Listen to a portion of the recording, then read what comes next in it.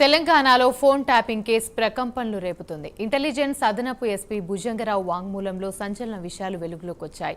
Phone tapping వ్యవహారంలో వెలుగులోకి వచ్చిన మరిన్ని కీలకాంశాలు వచ్చాయి. బీఆర్ఎస్ కు వ్యతిరేకంగా పనిచేసే వారి ఫోన్లను ట్యాప్ చేసినట్లు భుజంగరావు తన వాంగ్మూలంలో పేర్కొన్నారు. ప్రణీత్ రావు సహకారంతోనే ఫోన్లను ట్యాపింగ్ చేసినట్లు భుజంగరావు తెలిపారు. బీజేపీ, కాంగ్రెస్ పార్టీలకు ఆర్థిక సాయం అందించే వారి ఫోన్లను కూడా ట్యాప్ చేశామన్నారు. ప్రతిపక్ష నేతలు, విద్యార్థి నాయకులు, జర్నలిస్టుల ఫోన్లను ట్యాప్ చేశామన్నారు. జీహెచ్ఎంసీ ఎన్నికలతో పాటు 3 ఉప ఎన్నికల సమయంలో ఫోన్లను ట్యాపింగ్ చేసినట్లు వాంగ్మూలంలో స్పష్టం చేశారు.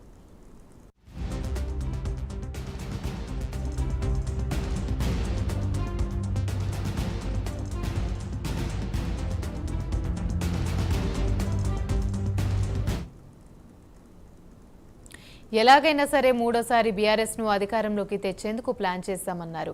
ఇంటెలిజెన్స్ అదనపు ఎస్పీగా పనిచేసిన భుజంగరావు సివిల్ తగాదాలు, కంపెనీలు, వీఐపీలు, వ్యాపారవేత్తల వివాదాలను కూడా సెటిల్ చేశామన్నారు. 2 ప్రైవేట్ ఆసుపత్రుల నుంచి డబ్బులను పెద్ద ఎత్తున తరలించినట్లుగా తెలిపారు.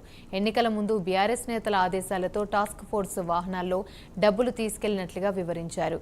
రియల్టర్ సంధ్యా శ్రీధర్తో 13 కోట్ల రూపాయల ఎలక్ట్రోలర్ బాండ్స్ కొనేలా చేశామన్నారు.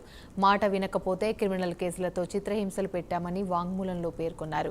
బీజేపీ అభ్యర్థి వెంకట్రామిరెడ్డి, రేవంత్ రెడ్డి సోదరుడు కొండలరెడ్డిపై ప్రత్యేక నిఘా పెట్టామని తెలిపారు. టీఎస్పీఎస్సీ పేపర్ లీక్ లో కేటీఆర్ పై విమర్శలు చేసిన ప్రతి ఒక్కరి ఫోన్లను ట్యాప్ చేశామని భుజంగరావు తెలిపారు.